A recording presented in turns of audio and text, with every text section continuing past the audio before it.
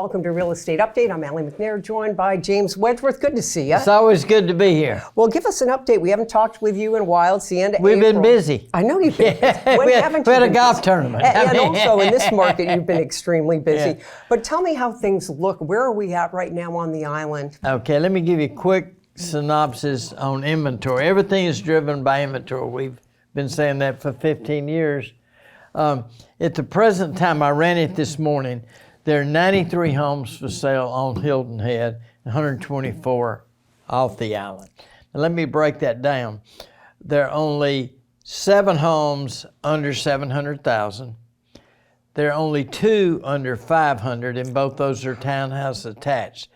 The least expensive single-family home, regular home, not attached, not a townhouse, is $500,000. So the lower price homes are flying off the shelf faster. Yeah. To give you an idea, last month, there were, on this same day last month, there were 55 homes. So we've gone from 55 homes to 93 homes, which is obviously different. You keep telling me inventory is what we lack here on the island. So when you see that kind of an increase, you're talking about maybe 39, 40 homes. Is that a good sign? Do you think that's going to continue, at least for buyers? Probably there will be more inventory. Still not a lot of inventory, though. I ran some other statistics. The median days on the market is 4 days. That's the important thing to realize. In other words, half the homes that sold in the last 30 days sold in 4 or less, and half sold over 4. Which is hard Crazy. to believe. I mean, wasn't it even less than that for a while? I think we got down to 3 at one time, but we were running about 7, and then it dropped down to 3 and 4, which tells you that the houses sell the day they come on the market if they are priced right. Right, or even before they come on the market. If, say, you're someone that knows someone's going to sell and you know a buyer, it never does. But by law, do you legally have to list a home? I know this sounds dumb, but I don't know. In other words, you have a buyer for a person you know that wants to sell. The agreement, goes in the works. Well, that's up to the seller. Okay, so they might say as a contingency, put it up there on Zillow or Realtor.com? Well, they would say, I'll have people sometime that will say, this is what we want. You have unusual situations. You have a guy that says, I need to sell my house today, but I got to lease it back for 8 months. Yeah. Well, a lot of people won't do that. So somebody will agree to do that. And he said, this is the deal I want. But that is up to the seller. The seller makes that decision because they own the house. By the way, that's happening these days because I've heard of it, at least where I am in Long Cove, that people do actually sell and then lease it back. Yeah. Mm-hmm. As a seller in today's market, let me give you an example. A guy called me yesterday afternoon, said, I want to sell my house, but I don't want to close until September the 1st. Is that a problem? I said, a year ago, 8 months ago, that would have been a problem. We can probably solve that problem now. See, a year ago, people would call me and say, come list my house, and I go over and I say, need to fix this, and this. And they go get it fixed. But I had a guy the other day call me, said, I want to sell my house. There are 4 things I need to do. I'm out west. I'm not going to be there for several months. I said, what are the 4 things? And he told me, and I went over to look at the house, and I called him. I said, I actually think we can sell it without you doing those things. He said, really?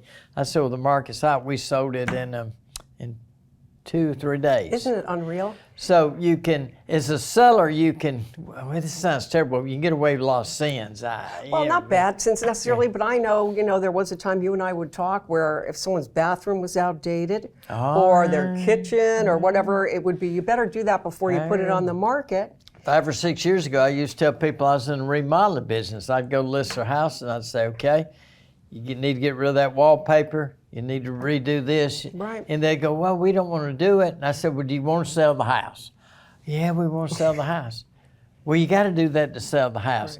Right. When the market's good like this, people go, well, I got to fix that, but we like the house. So they don't mind doing it a year ago, 3 years ago. Yeah. It's definitely 5 years ago. Right. You couldn't do it. Well, the thing is, too, is that are some of these people that end up saying, yeah, we can live with this, we'll make the changes ourselves, are they getting outbid on other homes? So a few times, so then they're like, look. Well, let me give you an example. I was listing this house the other day, and I left the house, and another agent called me on the phone. The house was 2 miles from my office, okay?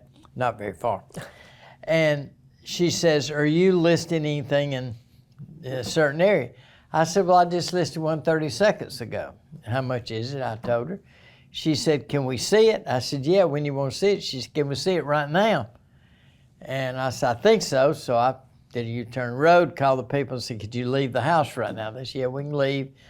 And she comes over and I'm out on the front porch making phone calls, and she says, we'll take it. And I said, at what price? She told me the price. And she told me those people had bid on 4 different homes. Wow. So they were quite anxious. You know, that gets old after a while. It's got frustrating. to. Right? It's frustrating. And so, I mean, as an advisor to folks, you have to tell them what's the best way to go in as a buyer, too, right? Mm-hmm. I mean, if you don't make that offer high enough, you're It's an interesting time to be a real estate It is. Are you having fun? Oh, That's the we have main thing. I did do some other numbers I Okay. want to share with you. March of 2021, there were 878 homes, not homes, 878 properties. Okay. That's homes, lots, villas that came on the market Okay. in MLS. Most of 2021, we were running about 600 properties. November through February, we were in the 400s. In March of this year, we did 816 new listings. So that's when we went from 53 to 90, Right. 55 to 93. So you've had an increase in inventory, which we expected to have. Right. You know. So that is expected eventually, but do you ever, as someone who's kind of seen things ebb and flow and all, do you say, maybe things are gonna stabilize or not keep creeping up and up and up as far as home prices go? Okay, here's what people ask me that. I mean, I can't even fill up my tank at my car at the service station without people saying, "See you on TV, got a question." And make sure you keep doing that, whoever you are out there, whenever you run into them, because we don't want. Go ahead. We like good Nielsen ratings, Yeah. you know. But anyway, they always ask me, "When's it going to slow down?" We don't know the answer to that, but we do know that there's no such thing as a straight line up. There's no such thing as a straight line down. So what I anticipate is, and we can talk more later about interest rates, but is certain things affect the market. Instead of going up, it will level off or maybe go up a little bit. I don't see that happening in the short run because we still have a lot of buyers. See, like I said, the 4-day thing shows us that there are a lot of buyers. Mm-hmm. In Bluffton, for instance, there are 124 homes. 219 have sold in the last 30 days, so that's what we call a 2-week market. Right. On Hilton Head, we got 93 homes. 55 have sold in the last month, so that's a 6-week inventory. Right. Okay. And it has to do obviously with prices. The Sure. lower the price, the greater chance the property. I want to ask you one thing, though. I was skimming, which I do, so please forgive me if I'm not 100% on this, but I think on Fortune's website, they were showing the country and places where the market is still red hot, which includes Hilton Head Island, and then also where homes are, quote unquote, overvalued. True? Well, an overvalued home's not going to sell if it's in Laurel, Mississippi or Hilton Sure. Head. We have kind of like, sometimes people pay 10% more than a house is worth, but they won't pay 30% more than a house is worth.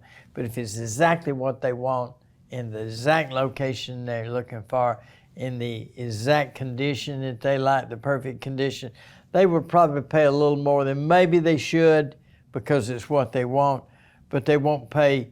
We get people call up and say, I want X for my house. And I say, are you kidding me? And they go, no. I said, we can't get that. And they say, the market's good. Of course it's good. That's why you can get X, but you can't get 2X. Right. So what happens, say, if they don't like what you say and they go to someone else or they list on their own, It just the home sits there. sits and sits and sits. Mm-hmm.